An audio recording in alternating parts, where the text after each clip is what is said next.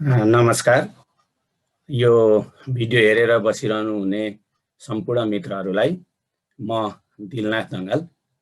आज मैले चाहिँ सरकारको 3 वर्षे कार्यकालमा देखिएका आर्थिक परिदृश्यहरू भनेर मैले आज त्यो विषयमा थोरै विश्लेषण गर्न खोजेको छु र मैले सम्भव भएसम्म धेरै तथ्याङ्कहरूलाई लिएर तथ्याङ्कहरूलाई सङ्कलन गरेर यो 3 वर्षको बीचमा केहरू उपलब्धिहरू भए, के समस्याहरू भए अर्थतन्त्रमा, के राम्रा खालका कामहरू भए र के हुन बाँकी रहे र आगामी सरकारले गर्नुपर्ने हुन्छ आर्थिक समृद्धिको लागि भनेर मैले आज हजुरहरू समक्ष प्रस्तुत हुन खोजेको छु।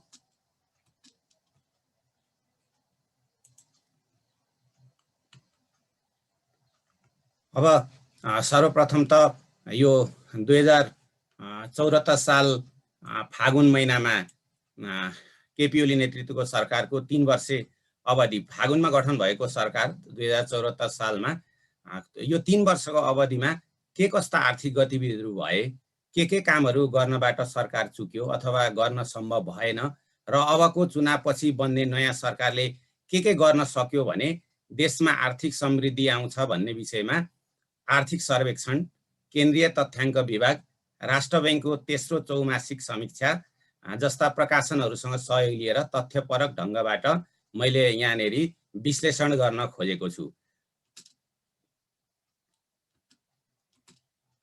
अब आर्थिक वृद्धि दर हेर्ने हो भने यो कोभिड अगाडि 2 वर्षका आर्थिक वृद्धि दरहरू क्रमशः 6.7 र 7% रहेको थियो। तर यो आर्थिक वृद्धिलाई हामी सामान्यतया राम्रो नै मान्छौँ। यो आर्थिक वृद्धि चाहिँ विशेष गरेर देशको आपूर्ति प्रणालीमा आएको सुधार, ऊर्जाको उपलब्धता, व्यापार विस्तार र निर्माण कार्यले गति लिएको कारणले गर्दा आर्थिक वृद्धि दर चाहिँ यो उच्च रहेको हो अथवा सामान्यतया 6% भन्दा बढी गएको आर्थिक वृद्धि दरलाई हामी राम्रै मान्छौँ र यो आर्थिक वृद्धि दर यो कारणले यहाँ पुगेको देखिन्छ। तर कोभिडको कारणले गर्दाखेरि पछिल्लो अवस्थामा अथवा कोरोना सुरु भइसकिसकेपछि आर्थिक वर्ष 76-77 मा चाहिँ यो -1.99% मात्र यसको आर्थिक वृद्धि दर रहेको अवस्था देखिन्छ। भन्न खोजेको यहाँ आर्थिक वृद्धि दर घटेर गएको देखिन्छ कोरोनाको कारणले गर्दाखेरि। र यो आर्थिक वृद्धि दर चाहिँ अब यो 77-78 मा चाहिँ 4% कायम हुने अनुमान गरिएको थियो, अपेक्षा गरिएको थियो। यो चाहिँ किन अपेक्षा गरियो त भन्दाखेरि तपाईको यो दशैं तिहार पछि कोरोना कमजोर हुँदै गएको र बिस्तारै आर्थिक गतिविधिहरू सञ्चालन हुँदै गएका, हाम्रा उद्योग धन्दाहरू पनि बिस्तारै सञ्चालन हुँदै गएका, व्यापार व्यवसायहरू पनि सञ्चालन हुँदै गरेका, अन्य अफिसहरू पनि सञ्चालन हुँदै गरेका कारणले अब बिस्तारै कोरोनाको कहर कम हुँदै जान्छ। जुन रेसियोमा त्यो बेला घटिराखेको थियो त्यही रेसियोमा घट्दै जान्छ र आर्थिक गतिविधिहरू हुन थालेको कारणले गर्दाखेरि हामी 4% को आर्थिक वृद्धि कायम गर्छौं भन्ने चाहिँ अपेक्षा गरिएको थियो। तर त्यही बेलामा चाहिँ दोस्रो लहरको सुरुवात भएको कारणले गर्दाखेरि अब अहिले चाहिँ त्यो सम्भव नहुने देखिएको छ र सम्भव हुँदैन भन्ने अनुमान लगाइएको छ। अब त्यसै गरी प्रति व्यक्ति आयतिर जाने हो भने चाहिँ 74-75 मा चाहिँ यो आर्थिक यो प्रति व्यक्ति आय चाहिँ 1004 अमेरिकी डलर रहेको थियो भने 2075-76 मा चाहिँ 1034 अमेरिकी डलर रहेको देखिन्छ। यो 2 वर्षको बीचमा चाहिँ हाम्रो प्रति व्यक्ति आय। तर यहाँ 2010-11 लाई आधार मान्ने हो भने अहिले चाहिँ हाम्रो 76-77 मा प्रति व्यक्ति आय चाहिँ 1134 अमेरिकी डलर रहेको भनेर भनिएको छ। अब यो 1134 अमेरिकी डलर चाहिँ अब हामी नेपाल चाहिँ अल्प विकसित देशबाट विकासशील मुलुकमा प्रवेश गर्न चाहिरहेको अवस्था छ। 2026 सम्म, सन् 2026 सम्म यसलाई त्यो समय छ र 2026 सम्ममा चाहिँ यो प्रवेश गर्नको लागि अहिलेको अवस्थामा 1222 अमेरिकी डलर हामीलाई चाहिन्छ भनेको सन्दर्भमा हामीसँग 1134 अमेरिकी डलर मात्रै छ। त्यसले गर्दाखेरि यो 3टा अवस्थामध्ये एउटा अवस्थामा चाहिँ हामी अहिले पनि पुगेका छैनौँ हामी विकासशील देशमा प्रवेश गर्नको लागि र यसको लागि हामीले मेहनत गर्नुपर्ने देखिन्छ। किनभने विकासशील देशमा जाँदाखेरि अल्पविकसित देशबाट विकासशील देशमा जान हामीले केही सुविधाहरू प्राप्त गर्छौँ। जस्तै विश्वमा व्यापार गर्ने देशहरूले यो विकासशील देश हो अथवा अर्थतन्त्र राम्रो छ भनेर उनीहरू चाहिँ यहाँ व्यापार व्यवसाय गर्न आउने, लगानी गर्न मन पराउने अवस्थाको पोजिटिभ अवस्थाको सृजना हुन्छ भने, त्यसै गरी यो चाहिँ हामी गरिब भएर बस्न त व्यक्तिलाई पनि राज्यलाई पनि गरिब होस् भनेको राम्रो पनि हुँदैन। त्यसले गर्दाखेरि संसार सामु हामी पनि विकासशील देश हौँ है भन्नको लागि, शिर ठाडो पार्नको लागि विकासशील देशमा जाने भन्ने जुन सरकारको लक्ष्य छ, यो चाहिँ कोभिडको 2022 भनेको थियो। यो कोरोनाको कारणले 2026 सम्ममा हामीले समय पाएका छौँ। त्यसले गर्दा त्यहाँ प्रवेश गर्नको लागि चाहिने 1222 अमेरिकी डलर चाहिँ हामीले पुगेको अवस्था देखिँदैन यो बिचमा। अब यसपछि मुद्रास्फीतितर्फ हेर्ने हो भने विगतका 2 वर्षहरूमा मुद्रास्फीति दर क्रमशः 4.2 र 6.5% रहेकोमा कोभिडको समयमा कतिपय वस्तुहरूको अभावले बजार मूल्य वृद्धि हुन गए यो दर केही उकालो लागेको अनुमान गरिएको भए तापनि, उकालो लाग्यो भनेर अनुमान गरेको थियो अथवा बजारमा कतिपय वस्तुहरू अभाव भए, बजारमा वस्तुहरू सर्टेज भए, यस्तै तपाईको बाहिर सप्लाईमा समस्या आयो, यो कारणले गर्दाखेरि अलिकति गाह्रो हुन्छ र अब चाहिँ मूल्य वृद्धि भयो होला भनेर अनुमान लगाइएको थियो। तर राष्ट्र बैंकले भर्खरै निकालेको अस्ति जेठ 4 मा निकालेको तथ्याङ्क अनुसार चाहिँ यो 3.46% मा सीमित रहेको उल्लेख गरेको छ। यसले पनि के देखिन्छ भने मूल्य वृद्धि नियन्त्रण भित्रै छ भन्ने कुरा देखिन्छ। यद्यपि हामीले बजारमा गयौँ भने अहिले केही वस्तुहरूको मूल्य चाहिँ बढेर गाह्रो, अलिक किन्न गाह्रो भएको अवस्था हामी अहिले पनि देख्छौँ। अब यो चाहिँ एकै ठाउँ निकाल्दाखेरि यो 3.46% देखिएको भए पनि केही वस्तुहरू चाहिँ अलिक वृद्धि, मूल्य वृद्धि भएको, पहिला हामीले सामान्य मानिसले किन्ने भन्दा अलिकति महँगो भएको, किन्नलाई अलिकति गाह्रो भएका केही वस्तुहरू छन् र त्योमा चाहिँ अहिले तत्काल ध्यान दिनुपर्ने अवस्था देखिन्छ। अब जबकि यो हामीले मूल्य वृद्धि अथवा मुद्रास्फीति हेर्यौँ भने 2074-75 मा चाहिँ यो 6% थियो भनेपछि के देखिन्छ भन्दा यो 3-4 वर्षको यतामा चाहिँ लगभग यो 6.5% यही बीचमा घुमेको अथवा 6.5 भन्दा माथि नगएको देखिन्छ। त्यसले गर्दाखेरि मूल्य वृद्धि पनि तथ्याङ्कले चाहिँ त्यति धेरै भएको होइन, नियन्त्रण भित्रै छ भन्ने चाहिँ देखाउँछ। र अब गरिबीतिर जाने हो भने आर्थिक वर्ष 74-75 मा 18.7% रहेको निरपेक्ष गरिबी घटेर अहिले चाहिँ 76-77 मा 16.6% हुन पुगेको देखाउँछ तथ्याङ्कले।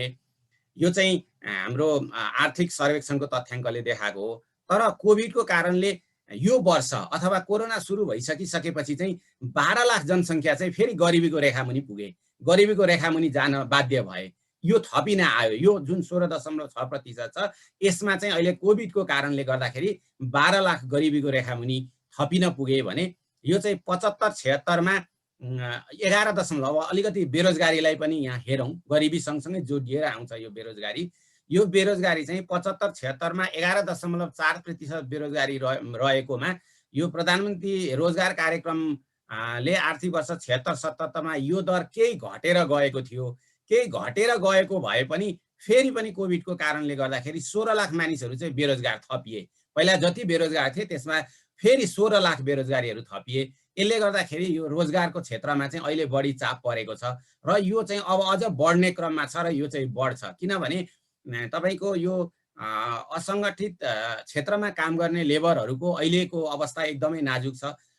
बिहान कमाएर बेलुका खाने लेबरहरू अहिले काम नभएको कारणले गर्दाखेरि उनीहरूलाई हातमुख जोड्न गाह्रो छ।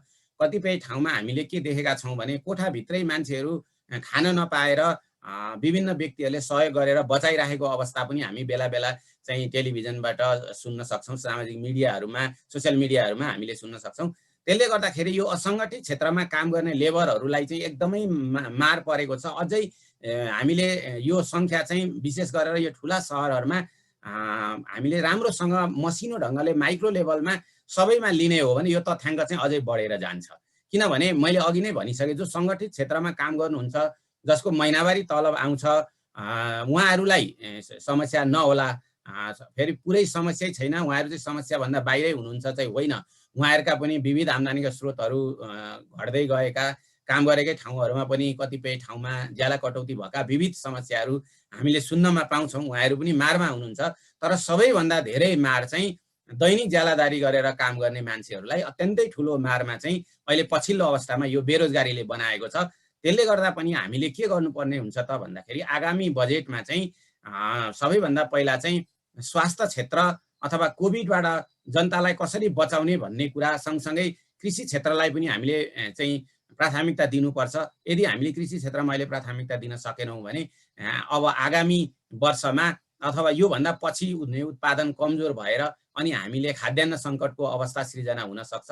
त्यसले गर्दा कृषि र फेरि सँगसँगै रोजगार कसरी दिन सकिन्छ भन्ने गरिकन यी कुराहरू चाहिँ हामीले तत्कालै सोच्नुपर्ने देखिन्छ। यो अहिले देखिएका जुन दैनिक ज्यालादारीमा काम गर्ने मान्छेहरू जुन बेरोजगार भएका छन् त्यो हेर्दाखेरि चाहिँ तुरुन्तै यी तीनटा विषयहरूमा चाहिँ सरकारले तुरुन्तै र आगामी बजेट मार्फत यसलाई चाहिँ सम्बोधन गर्नुपर्ने अवस्था चाहिँ देखिन्छ। त्यसै गरी अब राजस्वको क्षेत्रमा जाने हो हेर्ने हो भने आर्थिक वर्ष 75-76 को फागुन मसान्तसम्म सङ्घीय सरकारको राजस्व 5,37 अर्ब 5 खर्ब 37 अर्ब 66 करोड उठेको थियो। यो 75-76 को तथ्याङ्क हो। यो अघिल्लो वर्षको सोही अवधिको तुलनामा 6.5% वृद्धि हो। अघिल्लो वर्षको तुलनामा वृद्धि देखिन्छ।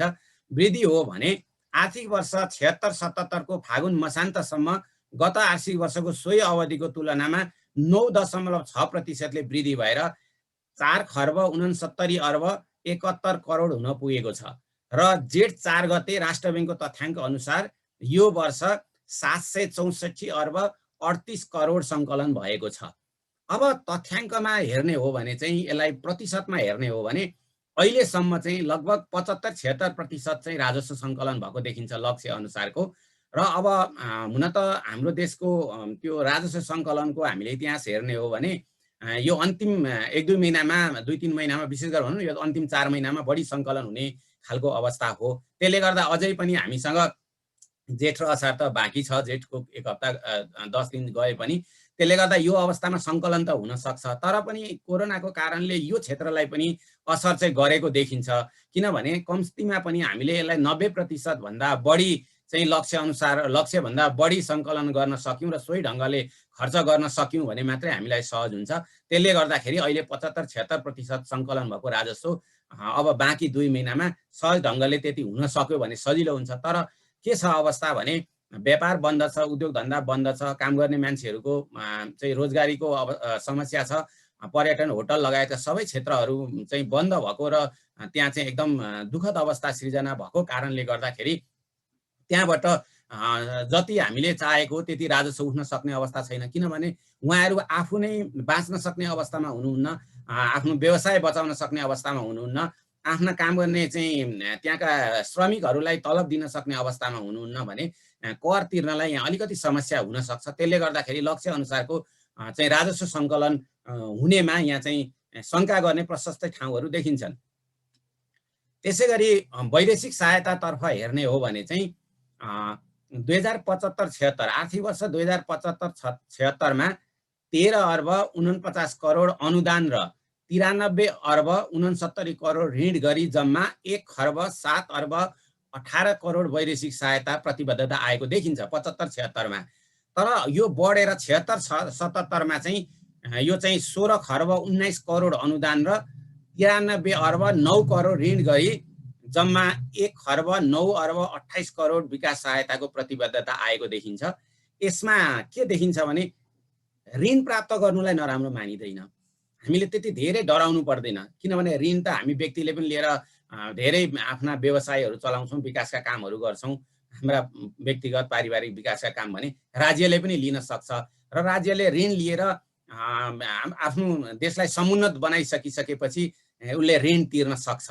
तर अनुदान चाहिँ वृद्धि हुनु यो राम्रो मानिँदैन। यसलाई राम्रो मानिँदैन किनभने यो सधैँ सहायतामा भइरहने वृद्धिले चाहिँ हामीलाई मगन्ते बनाउँछ र आत्मनिर्भरका लागि यो त्यति राम्रो मानिँदैन। आत्मनिर्भर अर्थतन्त्रको लागि तसर्थ पनि यसलाई चाहिँ घटाउँदै लैजानुपर्छ। अथवा अझ यो जुन सहायता छ यो चाहिँ हामीले लिने, यसलाई चाहिँ हामीले लगभग अब बिस्तारै घटाउँदै लगेर बन्दकै अवस्थामा पुर्याउनु पर्छ। नत्र भने लगभग यो चाहिँ हामीले अनुदान सहायता लिएको इतिहास हेर्ने भने 2011 साल विक्रमसम्म 2011 सालबाट हामीले लिएको रहेछ, लिएकै छौँ। यदि यो अनुदान नै लिएर हामी धनी हुने भएको भएदेखि त 11 देखि अहिलेसम्ममा हामी धेरै धनी भइसक्यौँ। त्यसले गर्दाखेरि पनि यो अनुदानबाट हामी धनी हुँदैनौँ। त्यो कारणले पनि यो विषयमा चाहिँ अब बाँकी हामीले सोच्नुपर्छ जस्तो लाग्छ। अब अलिकति मैले थोरै यहाँ सार्वजनिक ऋणतिर जान खोजेँ। 2074 को फागुन मसान्तसम्म 8 खर्ब सार्वजनिक ऋण तिर्न बाँकी थियो भने 2075 फागुनसम्ममा बढेर 9 खर्ब 78 अर्ब 45 करोड हुन पुगेको देखिन्छ। यो चाहिँ यो पनि बढ्दै गएको देखिन्छ सार्वजनिक ऋण पनि भने। त्यसै गरी यो चाहिँ 76 फागुन मसान्तसम्ममा चाहिँ 11 खर्ब 39 अर्ब 80 करोड पुगेको छ। यसले पनि के देखाउँछ भने बिस्तारै बिस्तारै यो सार्वजनिक ऋण पनि बढ्दै गएको अवस्था चाहिँ देखिन्छ। अब यो 3 वर्षे अवधिको वित्तीय क्षेत्रलाई एकपल्ट हामी हेरौँ। वित्तीय क्षेत्रतिर जाने हो भने 2075 साल फागुन मसान्तसम्ममा 613 वटा स्थानीय तहमा वाणिज्य बैंकका शाखाहरू पुगेका थिए। त्यसपछि 2076 फागुन मसान्तसम्म यी बढेर 745 स्थानीय तहमा यी बैंकका शाखाहरू पुगेको देखिन्छ। र त्यो बेलामा चाहिँ 61% नागरिकहरूको कुनै न कुनै बैंकमा कम्तीमा एउटा खाता भएको अवस्था भयो भने 2077 चैत्र मसान्तसम्मको तथ्याङ्क हेर्ने हो भने 750 स्थानीय तहमा बैंकका शाखाहरू पुगेका छन्। अब लगभग अब 3टा स्थानीय तहहरू बाँकी रहे, नत्र अब सबै स्थानीय तहहरूमा एक किसिमले बैंकका शाखाहरू पनि पुगेको देखिन्छ। यसले के देखाउँछ भने बैंकिङ कारोबार चाहिँ अब बिस्तारै बढ्छ अथवा हाम्रा कारोबारहरू बैंक मार्फत हुन्छन्। हिजो चाहिँ व्यक्ति मार्फत, साउ महाजन मार्फत चाहिँ अथवा गाउँ छर छिमेक मार्फत चाहिँ बैंकिङ कारोबार हुने गर्थ्यो भने अब चाहिँ लगभग सबै ठाउँमा बैंकको पहुँच पुग्दै गएको कारणले गर्दाखेरि चाहिँ अबका सबै कारोबारहरू चाहिँ बैंक मार्फतै हुने हुँदाखेरि त्यहाँ पारदर्शिताको कुरा आउँछ।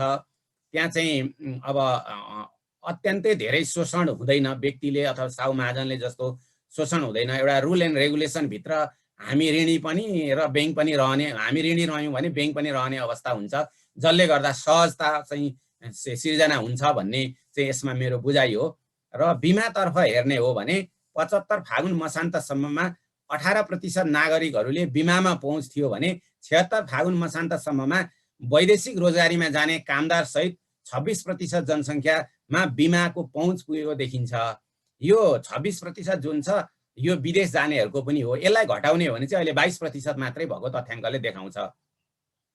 अब हामीले यो बिमाको इतिहास हेर्ने भने नेपालमा त्यति लामो बिमाको इतिहास छैन। त्यसले गर्दा छोटो अवधिमा पनि यो चाहिँ बिमा गर्नुपर्छ भन्ने जुन हामी सजग छौँ, हामी सुसूचित छौँ, यो चाहिँ छोटो अवधिमा यसलाई पनि त्यति धेरै नराम्रो मान्नु चाहिँ हुँदैन।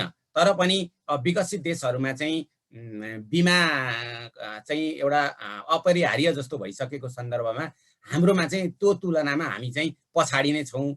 नभए पनि यो इतिहास मात्रै हेर्ने हो भने चाहिँ छोटो इतिहासमा अहिलेसम्म हामीले जति उपलब्धि हासिल गरौँ यसलाई त्यति नराम्रो मान्न चाहिँ मिल्दैन। अब व्यापार घाटा यो एकदमै चर्चित कुरा र सधैँभरि हामीले कुरा गरिरहने। हामीहरू व्यापार घाटा बढ्यो, आयात मात्रै बढ्यो, निर्यात कहिले पनि बढाउन सकिएन, यसले गर्दाखेरि हामी गरिब हुँदै गयौँ भन्ने खालको हामी एकदम धेरै परिचर्चा सुनिन्छ। वास्तविकतामा यसो तथ्याङ्क हेर्दा पनि लगभग 1 वर्षमा हामी 12 खर्ब बराबरको आयात गर्छौँ, 1 खर्ब बराबरको चाहिँ निर्यात गर्छौँ। यो तथ्याङ्क हामीसँग छ।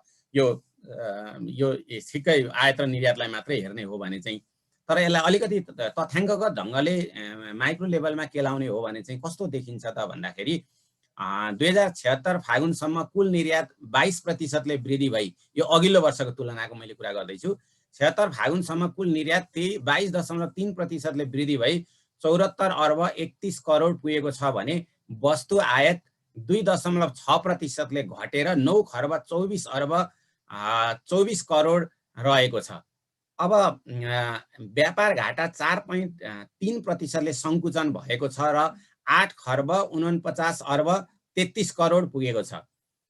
यो चाहिँ आर्थिक वर्ष 2075-76 को सोही अवधिमा, त्यो मैले अहिले 76 को भने 75-76 को सोही अवधिमा यो घाटा 24.4%ले बढेर 8 खर्ब 87 अर्ब 80 करोड पुगेको थियो भने 78 जेठ 4 सम्ममा, अस्ति भर्खरको तथ्याङ्क हो यो, 78 जेठ 4 सम्ममा निर्यात 20.2%ले वृद्धि भई रु 94 अर्ब 77 करोड र आयात 13.1%ले वृद्धि भई रु 1111 अर्ब अथवा 1111 अर्ब 40 करोड भएको देखिन्छ। फलस्वरूप व्यापार घाटा 12.5% विस्तार भई 1016 अर्ब 63 करोड पुगेको छ।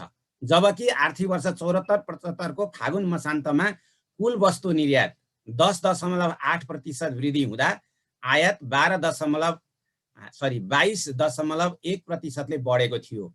यो सालमा आयातमा वृद्धि उच्च भएकोले व्यापार घाटा बढेको हो। यो बेलामा चाहिँ कस्तो भने आयात चाहिँ बढी, मैले अघि भने जस्तै एक वर्षमा जस्तै 12 खर्बको आउने, निर्यात चाहिँ 1 खर्बको मात्रै निर्यात हुने, अनि प्रतिशत थोरै परिवर्तन हुँदाखेरि पनि आयातमा चाहिँ थोरै प्रतिशत परिवर्तन हुँदाखेरि धेरै सङ्ख्या आउने, निर्यातमा चाहिँ थोरै प्रतिशत परिवर्तन हुँदा त्यसले ठुलो सङ्ख्या नल्याउने कारणले गर्दाखेरि त्यो बेलामा चाहिँ व्यापार घाटा चाहिँ के गरेको देखिन्छ भने त्यो 74-75 को तथ्याङ्कमा चाहिँ अत्यन्तै धेरै व्यापार घाटा चुलिएको, व्यापार घाटाको ग्याप बढी भएको अवस्था चाहिँ देखिन्छ। अब यहाँनिर के देखिन्छ भने पछिल्लो समयमा लगातार निर्यातमा वृद्धि हुनु सुखद कुरो हो। निर्यातमा वृद्धि हुनु त त्यो एउटा एङ्गलबाट हेर्दा राम्रो हो नि, किनभने निर्यात चाहिँ वृद्धि हुँदैछ भन्ने कुरा। तर यहाँनिर एउटा हामीले ध्यान दिनुपर्ने कुरा चाहिँ के छ त भन्दा यहाँ निर्यातको अंश सानो भएको हुनाले व्यापार घाटा घटाउन यो पर्याप्त छैन। अहिले जुन हामी केही वर्ष यतादेखि निर्यात बढेको देखिरहेका छौँ, यहाँ चाहिँ यो आयातको अंश ठुलो, निर्यातको अंश चाहिँ सानो भएको कारणले गर्दाखेरि यो व्यापार घाटा बढाउन यो अलिकति भएकोमा हामीले त्यति धेरै खुसी मान्नुपर्ने अवस्था चाहिँ होइन। सुखदको सुरुवात चाहिँ हो, किनभने यो अब चाहिँ तपाईँको आयात घट्दै जाने, निर्यात बढ्दै जाने भइरह्यो लगातार भने चाहिँ यो राम्रो हुन्छ। तर यसमा के छ त भन्दा हाम्रो उत्पादन बढेर निर्यातमा हुने वृद्धिलाई मात्र दीर्घकालको लागि राम्रो मानिन्छ। हाम्रो उत्पादन त बढेको छैन। हाम्रो उत्पादन बढ्नु पर्यो। हाम्रो उत्पादन बढेर अनि हाम्रा उत्पादित वस्तुहरू बाहिर निर्यात भएर अनि यो व्यापार घाटा घट्ने अथवा निर्यात बढी हुने अवस्थाको सृजना हुन थाल्यो भने चाहिँ यो चाहिँ राम्रो अवस्था हो। तर हामीले त्यो अवस्थामा अब बिस्तारै जानुपर्छ। र यहाँ अर्को पनि एउटा कुरा के छ भने यो बीचमा चाहिँ यो अघिल्लो कोभिडको बेलामा जुन बन्दाबन्दी भयो र अहिले अब निषेधाज्ञा छ, यसको बीचमा चाहिँ यो पेट्रोलियम पदार्थहरूले ठुलो अंश लिन्छ आयातको। त्यसले गर्दा यो पेट्रोलियम पदार्थहरू आयात बन्द भएको कारणले गर्दा, आयातमा कम भएको कारणले गर्दाखेरि पनि कहीँ न कहीँ यो व्यापार घाटा चाहिँ घटाउनलाई अथवा आयात कम हुनलाई सहयोग पुगेको हो कि भन्ने पनि अनुमान लगाउन सकिन्छ। यो अलिक ठुलो अंश भएको कारणले। त्यसले गर्दा मैले यहाँ फेरि दोहोऱ्याएँ, व्यापार घाटा केही वर्ष यतादेखि कम हुँदै गएको अवस्था छ अथवा निर्यात वृद्धि हुँदै गएको अवस्था छ। तर यसमै हामीले खुसी मान्न मिल्दैन, किनभने हाम्रा देशमा उत्पादन भएर उत्पादित वस्तुहरू विदेशमा बेचेर अथवा निर्यात बढाएर अनि व्यापार घाटा घट्यो भने चाहिँ त्यो चाहिँ दीर्घकालको लागि राम्रो मानिन्छ। तर ती बिनाका त्यो नै नभइकन अरू कारणहरूले निर्यात वृद्धि भएकोलाई चाहिँ त्यति धेरै राम्रो चाहिँ मानिँदैन। हुन त नेपालबाट 1100 वस्तुहरू हाम्रो बाहिर जाँदा रहेछन् भने 4100 वस्तुहरू बाहिरबाट भित्र आउने गर्छन् एक वर्षभरिमा। त्यसले गर्दाखेरि पनि धेरै वस्तु अहिले पनि बाहिरबाट भित्रै आउँछ। र चाहिँ यो निर्यातमा के भनिन्छ भने धेरै देशहरूमा चाहिँ वस्तु आयात गर्न भन्दा निर्यात गर्न सहज हुन्छ अरे। तर हामी कहाँ चाहिँ आयात गर्न सजिलो छ, निर्यात गर्न अप्ठ्यारो छ, कतिपय कानुनको कारणले गर्दाखेरि अथवा विविध कारणले गर्दा। त्यसले गर्दा सबैभन्दा पहिला यो व्यापार घाटा घटाउन चाहिँ हामीले के गर्नु पर्ला त भन्दाखेरि यो निर्यातमा सहजता हुने गरी कानुन बनाउनु पर्छ, एउटा कुरा। दोस्रो कुरा चाहिँ हामी कहाँ जो व्यापारीहरूले सामान आयात गर्नुहुन्छ उहाँहरू चाहिँ पावरफुल हुनुहुन्छ। तर जो निर्यात गर्नुहुन्छ, जो व्यापारीहरू निर्यात कार्यमा लाग्नु भएको छ उहाँहरू चाहिँ कमजोर जस्तो देखिन्छ आर्थिक अवस्थाको हिसाबले, कारोबारको हिसाबले। त्यसले गर्दाखेरि हामीले उहाँहरूप्रति चाहिँ सरकारको दृष्टिकोण जानुपर्छ जस्तो मलाई लाग्छ, निर्यातकर्ताहरूको प्रति चाहिँ। अनि अर्को कुरा के छ भने हाम्रो चाहिँ भूपरिवेष्टित मुलुक भएको कारणले गर्दाखेरि जुन हाम्रो निर्यात चाहिँ महँगो पर्न जान्छ अथवा हामीले ल्याउने कच्चा पदार्थ पनि बाहिरबाट ल्याउँदाखेरि हामीलाई महँगो पर्ने कारणले गर्दाखेरि पनि हाम्रो चाहिँ वस्तु महँगो भएर बाहिर जान नसकेको अर्को अवस्था हो। त्यसै गरिकन ब्याङ्कहरूले लोन दिँदा पनि आयात गर्न चाहिँ सहज ढङ्गले दिने र निर्यात गर्न चाहिँ त्यति सहज ढङ्गले नदिएको पनि कता कता गुनासो सुनिन्छ। त्यसले गर्दाखेरि पनि त्यो निर्यातकर्ताहरूलाई पनि ब्याङ्कले सहज ढङ्गले चाहिँ त्यो लोन दिने व्यवस्था गरिदिन सक्यो भने पनि निर्यात वृद्धि हुन्छ जस्तो लाग्छ। त्यसै गरी निर्यात वृद्धि गरेर व्यापार घाटा घटाउनको लागि अर्को हामीले के गर्न सक्छौँ भने निर्यातजन्य वस्तुहरू उत्पादन गर्ने मेसिन र कच्चा पदार्थहरू विदेशबाट ल्याउँदाखेरि सरकारले तिनीहरूमा भन्सार छुटको अवस्था सृजना गरिदियो भने पनि हामीलाई सहज हुन्छ जस्तो लाग्छ मलाई। त्यसै गरिकन निर्यात गर्ने व्यक्तिहरूलाई करमा पनि हामीले केही हदसम्म सब्सिडी दिन सक्यौँ भने त्यसले पनि सहजता प्रदान गर्छ। र कस्तो हुन्छ भने हाम्रो देशमा उत्पादन भएको वस्तुको गुणस्तर हामीकैमा नाप्दाखेरि कतिपय देशहरूले त्यसलाई विश्वास नगरेको र अन्य देशहरूमा गुणस्तर नाप्न पठाउनु पर्ने कारणले गर्दा पनि वस्तुहरू महँगो भएको अवस्था छ हामी कहाँ। त्यसले गर्दा यी खालका अवस्थाहरू यदि हामीले यो समस्या जुन अहिले मैले भने ती समस्याहरू हामीले समाधान गर्न सक्यौँ भने हामीले बिस्तारै निर्यात वृद्धि गर्न सक्छौँ र निर्यात वृद्धि गरेर आयात कम गर्न सक्छौँ। त्यसले गर्दाखेरि बिस्तारै व्यापार घाटा घट्दै जान्छ दीर्घकालको लागि यो देखिन्छ। अब यो रेमिट्यान्सतर्फ विप्रेसनतर्फ हेर्ने हो भने चाहिँ धेरै मान्छेहरूले के भन्छन् भने चाहिँ यो नेपालको अर्थतन्त्र चाहिँ रेमिटेन्समा भर परेको छ, रेमिटेन्स नआउने हो भने हाम्रो अर्थतन्त्र चल्दैन भनेर भन्ने गरिन्छ। झट्ट हेर्दाखेरि पनि तपाईँको झन्नै हाम्रो अर्थतन्त्रको चाहिँ 30% लगभग 27-30% जति चाहिँ रेमिटेन्सले धानेको देखिन्छ र विदेशी मुद्रा जुन हामी कहाँ छ अहिले त्यसको 80% चाहिँ रेमिटेन्सले नै धानेको छ भनेर रेमिटेन्सकै कारणले आउँछ भनेर भनिएको छ। रेमिटेन्स त्यो छ अहिलेको स्थितिमा सामान्यतया। अब यसलाई मैले थोरै तथ्याङ्कको रूपमा प्रस्तुत गर्न चाहेँ। 2075 को फागुन मसान्तसम्म रेमिटेन्स आप्रवाह अघिल्लो वर्षको तुलनामा 23.4% वृद्धि भई 5 खर्ब 82 अर्ब 19 करोड पुगेको थियो भने सोही अवधिमा विदेशी मुद्रा सञ्चिति चाहिँ 7.9 महिनाको वस्तु तथा सेवा आयात धान्न सक्ने अवस्थामा थियो। त्यसै गरी आर्थिक वर्ष 75-76 को फागुनसम्ममा यो 1.8% वृद्धि भई 5 खर्ब 92 अर्ब 42 करोड पुगेको थियो भने यो अवधिमा विदेशी विनिमय सञ्चिति 10 खर्ब 39 अर्ब 51 करोड पुगेको थियो। यो सञ्चितिले 8.8 महिनाको वस्तु तथा सेवा आयात धान्न पुग्ने अवस्था थियो त्यो बेलामा भने 2077 पुस मसान्तसम्म अघिल्लो वर्षको यसै समयको तुलनामा पुस मसान्तको अघिल्लो वर्षको तुलनामा 11.1% वृद्धि भएर 5 खर्ब बराबरको रेमिटेन्स नेपालमा भित्रिएको भनेर भनिएको छ।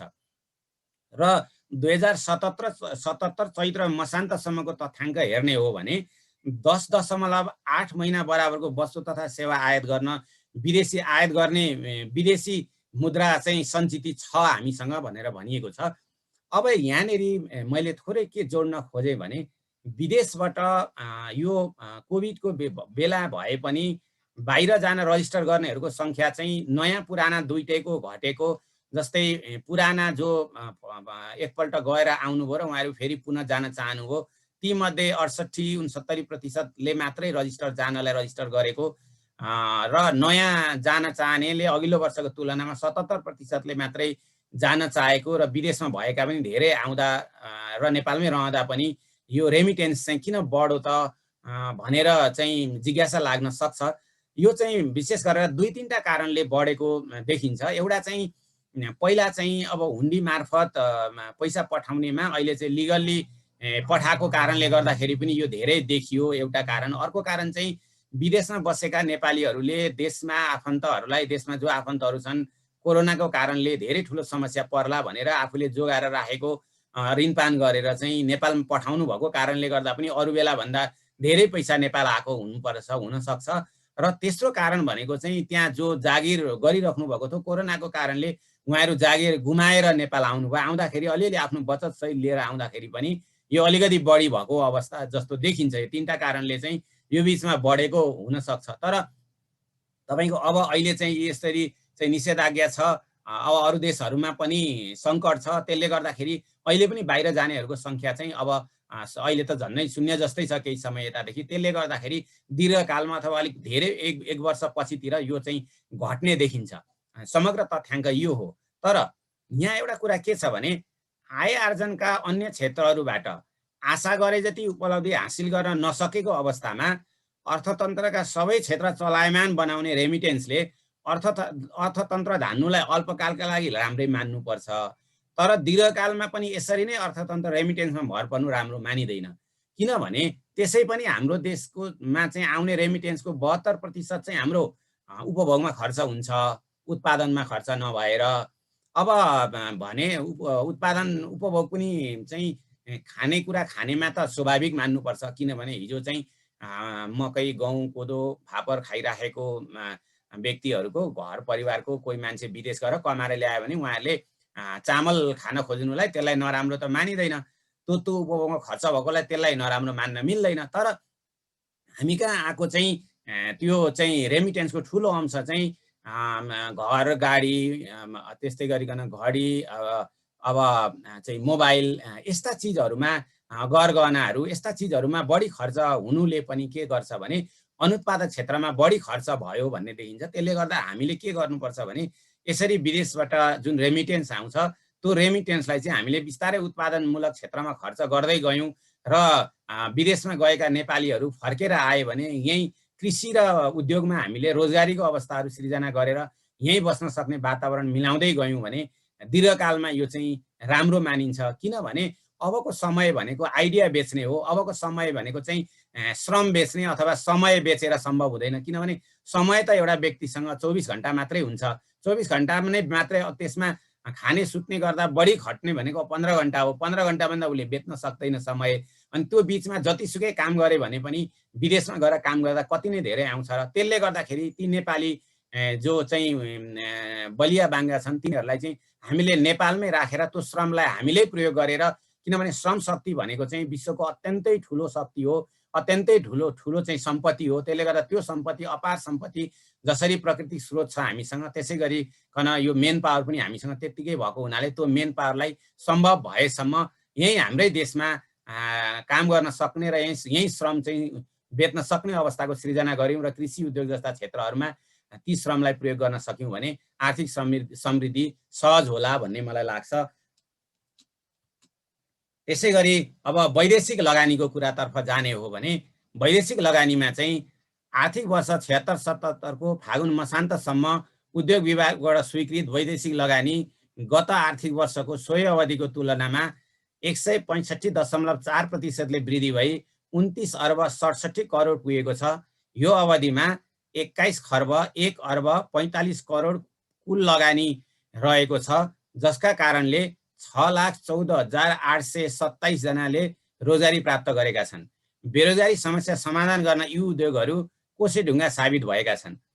आर्थिक वर्ष 2075-76 मा भने 218 उद्योगहरूमा 11 अर्ब 18 करोड लगानी भएको थियो भने 77-78 को पहिलो 8 महिनामा 25.5 अर्ब रकम बराबरको प्रतिबद्धता आएको छ। औद्योगिक वातावरण निर्माणका लागि गरिएको नीतिगत, कानुनी, संरचनागत सुधार तथा प्रक्रियागत सरलीकरणका कारणले वैदेशिक लगानी बढ्दै गएको आर्थिक सर्वेक्षणले औल्याएको छ।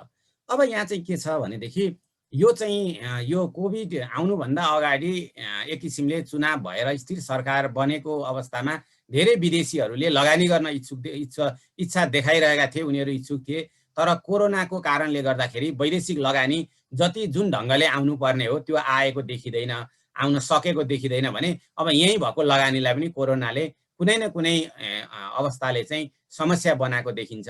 र उद्योगको कुरा चाहिँ मैले अघि पनि भने देशमा एक वर्षमा 5 लाख श्रम शक्तिहरू श्रम बजारमा थपिन्छन्। यिनीहरूलाई चाहिँ रोजगारी दिने भनेको चाहिँ उद्योगले नै हो, किनभने कृषि क्षेत्रमा पनि बेरोजगारीको चाप छ। त्यो चापलाई पनि बिस्तारै यता ल्याउनु पर्छ उद्योगमा। त्यसले गर्दा यो लगानीमा चाहिँ विदेशी लगानी हामीले जति भित्राउन सक्यौँ, किनभने अहिले त लगभग तपाईँको श्रम रोजगारमा जति आउँछन् श्रम बजारमा त्यसको 10% भन्दा बढी रोजगारीले यो उद्योगले अथवा वैदेशिक लगानीबाट सञ्चालन भएका उद्योगले अहिले धान्न सकेको अवस्था देखिँदैन। अब सहरी जनसङ्ख्या, खानेपानी र विद्युत उपभोगको तिर गएमा आर्थिक वर्ष 73-74 मा सहरी जनसङ्ख्या 58.25% थियो। तर आर्थिक वर्ष 74-75 मा आधारभूत खानेपानी 87.8% र 35,92,000 जनसङ्ख्याले विद्युत उपभोग गरेका थिए।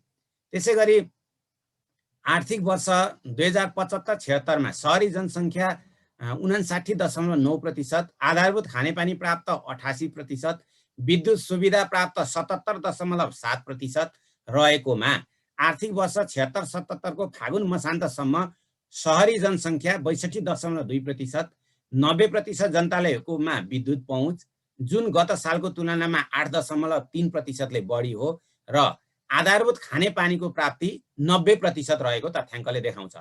सहरी जनसङ्ख्या वृद्धि हुनुको मुख्य कारण चाहिँ तीव्र सहरीकरण र गाउँपालिकाहरू जोडेर नयाँ नगरपालिकाको निर्माण नै हो। किनभने अहिले चाहिँ मान्छेहरू सहरतिर, अहिले मात्रै होइन, यो विश्वको ट्रेन्ड पनि हो, हाम्रो देशको ट्रेन्ड पनि हो, यो सहरतिर बढी बसाइसराई गर्ने अथवा सहरीकरण तीव्र गर्दै जाने र चाहिँ गाउँपालिका जोडेर नगरपालिका घोषणा गरिएको कारणले पनि सहर विकास भएको अवस्था चाहिँ देखिन्छ। समग्रमा यो अवस्था यस्तो छ।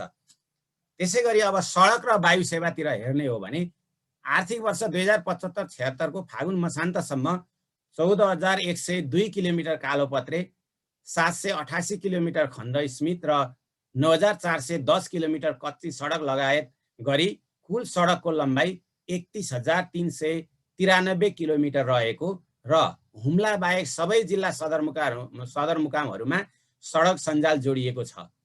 2076-77 फागुन मसान्तसम्म रणनीतिक र स्थानीय सडक सञ्जालतर्फ 15,255 किलोमिटर, खण्ड स्मित 9,251 किलोमिटर र कच्ची 9,842 किलोमिटर गरी कुल 34,348 किलोमिटर पुगेको छ। प्रदेश र स्थानीय सरकारबाट 61,995 किलोमिटर सडक निर्माण भएको छ। 77 फागुन मसान्तसम्म 42 जिल्लासहित थप 5,498 किलोमिटर कालोपत्रे सडक, 915 सडक पुल निर्माण भएका छन् भने 2075-76 को फागुन मसान्तसम्म नेपालमा उडान भर्ने अन्तर्राष्ट्रिय वायु सेवाको सङ्ख्या 29 रहेकोमा 76-77 को फागुनसम्म 30 पुगेको छ र सबै मौसममा सञ्चालन हुने विमानस्थलको सङ्ख्या भने 35 पुगेको देखिन्छ। त्यसै गरी अब भूकम्पको पुनर्निर्माण, भूकम्पबाट भएको क्षतिको पुनर्निर्माणतर्फ हामी जाने हो भने चाहिँ भूकम्पको पुनर्निर्माणतर्फ हेर्ने हो भने आर्थिक वर्ष 74-75 मा 13% निजी भवन, 42% सरकारी विद्यालय, 13% पुरातात्विक भवन, 49% स्वास्थ्य संस्था, 36% सरकारी भवन, 16% खानेपानी आयोजनाका भवनहरू मात्र निर्माण सम्पन्न भएको अवस्थामा 75 फागुन मसान्तसम्म 6,05,000 निजी घर निर्माण सुरु, 262 सरकारी भवन, 4,201 विद्यालय भवन, 643 स्वास्थ्य संस्था, 221 पुरातात्विक सम्पदा र 124 सुरक्षा निकायका भवनहरू निर्माण सम्पन्न भएका छन्।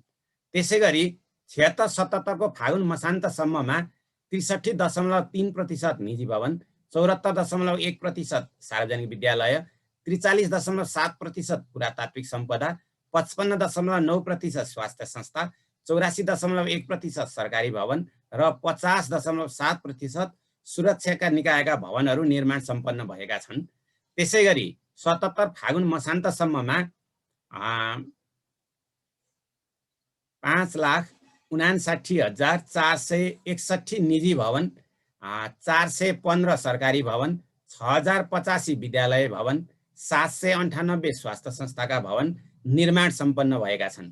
पुनर्निर्माणतर्फ यो तथ्याङ्क आशलाग्दो नै हो, तर पछिल्लो समयमा कोरोनाका कारणले यसमा पनि शिथिलता आएको देखिन्छ। किनभने हामीले ढुवानीका सामानहरू ढुवानी गर्न सकेनौँ, श्रमिकहरूलाई काममा लगाउन सकेनौँ डिस्टेन्स मेन्टेनको कारणले गर्दाखेरि, र सबै सरकारका लगायत सबै संयन्त्रहरू कोरोनातिर लाग्नुपर्ने भएको कारणले गर्दाखेरि पनि यो भूकम्पबाट भएको पुनर्निर्माण चाहिँ पछिल्लो अवस्थामा शिथिलता यसमा पनि देखेको छ अथवा कोरोनाले यसमा पनि असर गरेको देखिन्छ। अब राष्ट्रिय गौरवका कुराहरू अथवा गौरव गर्न लायकका कामहरू जसले हामीलाई गौरवता प्रदान गर्छ, यो सरकारका पालामा केही गौरव गर्न लायकका कामहरू पनि भएका छन्, जुन कामहरूलाई मैले यहाँ सम्भव भएसम्म मैले थाहा पाएसम्म मैले भेटेको तथ्याङ्कसम्म यहाँ इन्क्लुड गरेको छु।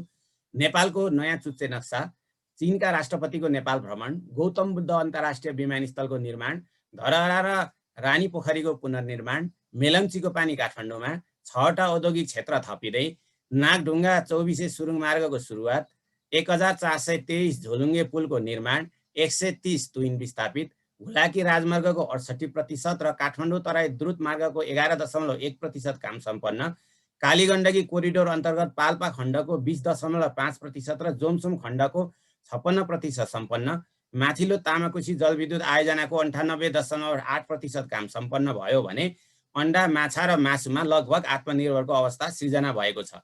धेरैवटा नयाँ कानुनहरू बनेर कार्यान्वयनमा पनि आएका छन् यही अवधिमा। अब यी सबै कुराहरूलाई लिँदाखेरि सारांशमा के भन्न सकिन्छ भने यी माथिका तथ्याङ्कहरूलाई विश्लेषण गर्ने हो भने बजारमा चलाएका हल्ला जस्तो हाम्रो अर्थतन्त्र टाट पल्टिने अवस्थामा चाहिँ पक्कै पनि देखिँदैन। साथै के पनि स्पष्टसँग भन्न सकिन्छ भने केपी ओलीको नेतृत्वमा रहेको सरकार देशमा उपलब्ध स्रोत र साधनका आधारमा आर्थिक रूपमा सफलै मान्न सकिन्छ। तर यति हुँदाहुँदै पनि कृषि उत्पादनका समयमा मलबिउ किसानका खेतबारीमा पुर्याउने र भएका उत्पादनलाई बिचौलिया मुक्त बनाएर उपभोग बजारसम्म पुर्याउने, प्रत्येक वर्ष श्रम बजारमा थपिने 5 लाख युवाहरू र कोभिडका कारणले वैदेशिक रोजगारबाट फर्किएका नेपालीहरूलाई यहाँका कृषि र उद्योगमा रोजगारी दिने, कोभिडका कारणले शिक्षा र स्वास्थ्यमा भएको क्षतिलाई पूर्ति गर्ने, बन्द भएका उद्योगहरूलाई पहिलाकै अवस्थामा फर्काउन सहयोग गर्ने, अर्थतन्त्रमा ठुलो योगदान दिएको निजी क्षेत्रसँग सहकार्य गर्ने, अनावश्यक सरकारी खर्चमा कटौती गर्ने, खुला सिमानाका कारण अर्थतन्त्रमा पर्ने नकारात्मक असर कम गर्न त्यसलाई व्यवस्थित गर्ने, निर्यातमुखी उद्योगको स्थापना गर्ने, प्रकृति स्रोतको अनावश्यक दोहनलाई रोक्ने, जनसाङ्ख्यिक लाभको अधिकतम उपयोग गर्ने, बढ्दो र कुरूप सहरीकरणलाई व्यवस्थित गर्ने, अन्यत्र खर्च हुन रहेको बाँकी रकमलाई कोभिडको भ्याक्सिन आयातमा खर्च गरेर अर्थतन्त्रलाई चाँडो चलायमान बनाउने जस्ता कार्यहरू सम्भव भएसम्म आगामी बजेट मार्फत सरकारले कार्यान्वयनमा ल्याउने र बाँकी रहेका कामहरू चुनावपछि बन्ने नयाँ सरकारले सम्पन्न गर्ने हो भने हामीले सोचेको समृद्ध नेपाल, सुखी नेपालीको चाहना पुरा हुन्छ। किनभने यी अन्तिममा उल्लेख गरेका क्षेत्रहरू अझै पनि कमजोर छन्। अझै पनि यी क्षेत्रमा हामीले धेरै काम गर्नुपर्नेछ, धेरै दुःख गर्नुपर्नेछ, जसमा सबै नेपालीहरू मिलेर गयौँ भने यहाँनेर चाहिँ सम्भव हुने देखिन्छ। र यी क्षेत्रहरूलाई हामीले छोड्दै गयौँ भने आगामी दिनहरूमा चाहिँ फेरि अर्थतन्त्र बिस्तारै कमजोर हुँदै जान्छ र बजारमा भनिएको जस्तै अर्थतन्त्र टाट पल्टिने अवस्थामा पनि जान चाहिँ सक्छ। किनभने यसलाई कोरोनाले सबैभन्दा बढी चाहिँ यो अवस्थातिर लैजान सक्छ भन्ने अर्थमा। तर अहिलेसम्म भएका उपलब्धिहरू, कोरोनाले हामीलाई लस गरेका कुराहरू, यी दुईटैलाई समन्वय गर्दै यी बाँकी जुन अहिले मैले उल्लेख गरेँ यी कामहरूलाई चाहिँ सहज ढङ्गले गर्न सकियो भने अर्थतन्त्रमा सकारात्मक अवस्थाहरू सिर्जना हुन्छ। र निष्कर्षमा यति गरिसक्दा निष्कर्ष चाहिँ यसको के हो त भन्दाखेरि यी तथ्याङ्कहरू हेर्दा हाम्रो शत्रु भनेको एउटा दलका लागि अर्को दल वा एउटा राजनीतिकका लागि अर्को राजनीतिज्ञ नभएर कोरोना रहेछ भन्ने प्रष्ट हुन्छ। किनभने कोरोना सुरु हुनु अघिका वर्षहरूमा प्राप्त भएका सम्पूर्ण आर्थिक सूचकहरू कोरोना सुरु हुनासाथ धेरै तल झरेको देखिन्छ। तसर्थ अर्थतन्त्र जोगाउने हो भने अन्य क्षेत्रमा खर्च हुन बाँकी बजेटलाई तुरुन्तै रकमान्तरण गरी कोरोनाको खोप आयातमा लगाएर छिटोभन्दा छिटो अर्थतन्त्रलाई चलायमान बनाउनु नै बुद्धिमानी हुन जान्छ। किनभने अब यो बन्दाबन्दी मात्रै यसको समस्याको समाधान होइन। बन्दाबन्दीमा हामी बसिरह्यौँ भने अर्थतन्त्र बिस्तारै बिस्तारै धराशायी हुँदै जान्छ। दैनिक ज्यालादारीमा काम गर्ने मान्छेहरू भोकमरीको अवस्था सृजना हुन सक्छ।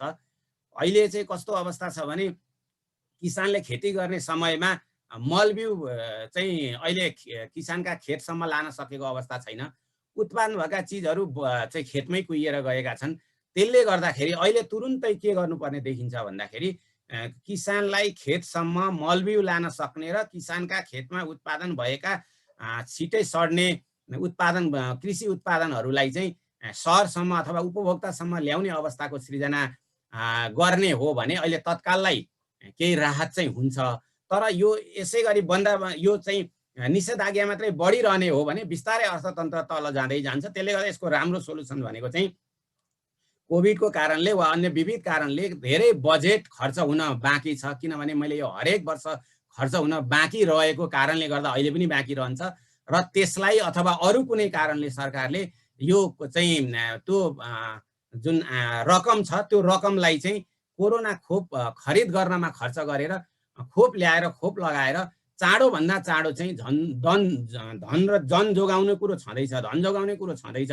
त्यसपछि जनता जोगाइसकेर बाँकी रहेको अर्थतन्त्रलाई चाहिँ चलायमान गर्नु नै सबैभन्दा अहिलेको उत्तम विकल्प हो। मैले फेरि पनि दोहोऱ्याएँ, अहिले हाम्रो शत्रु भनेको एकअर्काको राजनीतिक दल पक्कै होइन, एकअर्काको राजनीतिका पनि पक्कै होइन। यो यत्रुका अर्थतन्त्रका यी यतिका धेरै तथ्याङ्कहरू हेर्दाखेरि कोरोना नै अहिलेको हाम्रो सबै नेपालीको सबैभन्दा ठुलो शत्रु देखिएको हुनाले हामी सबै मिलेर यसलाई परास्त गर्नुपर्छ। र यसको सबैभन्दा राम्रो अस्त्र भनेको चाहिँ के हो त भन्दाखेरि हामीसँग जसरी सुकै अन्तको रकामन्तरण गरेर भए पनि अथवा बजेटमा ठुलो मात्रामा चाहिँ कोरोनाको लागि भ्याक्सिनको लागि रकम छुट्याएर भए पनि चाँडोभन्दा चाँडो चाहिँ यो भ्याक्सिन ल्याएर भ्याक्सिन लगाएर अर्थतन्त्रलाई चलायमान गर्न सक्यौँ भने मात्रै हाम्रो अर्थतन्त्र जोगिन्छ, हामी जोगिन्छौँ। अन्यथा हामीलाई सङ्कट पनि आउन सक्छ।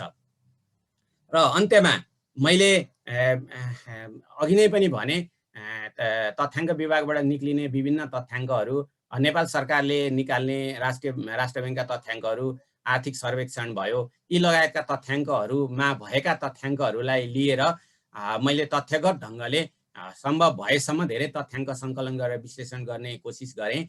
अब यसले पक्कै पनि केही न केही लाभ पुग्यो होला भन्ने मैले चाहिँ अनुमान गरेको छु। र अहिलेसम्म जुन भिडियो हेरिदिनु भयो यसको लागि चाहिँ म धन्यवाद दिन चाहन्छु। हस्त धन्यवाद सबैजनालाई।